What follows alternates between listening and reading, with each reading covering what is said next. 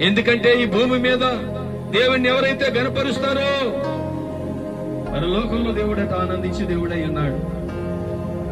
సర్వోన్నతమైన స్థలముల్లో దేవునికి మహిమ. ఆయనకి ఇష్టమైన ప్రజలకి భూమి మీద సమాధానం కలుగజేసే దేవుడు. ఆయనను గణపరిచే వారికి సమాధానం ఇచ్చే దేవుడు. ఆయనను మహిమపరిచే వారికి నెమ్మదినిచ్చే దేవుడు. ఆయనను స్తుతించే వారికి ఆరోగ్యం ఇచ్చే దేవుడు. ఎవరు మర్చినా ఎవరు విడిచినా ఆయన మరువని దేవుడు. ఈ మధ్యాహ్న కాల సమయంలో దేవుడు మనందరినీ ఆశీర్వదించాలని, మనందరినీ గణపరచాలని, మన కుటుంబాలను హెచ్చించాలను. దేవునికి స్తోత్రం.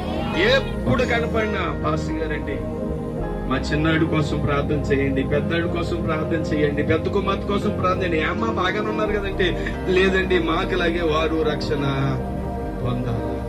ఇంకా ఉన్నారంటే ఎవరో చెప్పుకొస్తూ ఉంటది. నోకరాజు గారు మేనత్ అని ఇంకా ఎవరెవరో చెప్తూ ఉంది.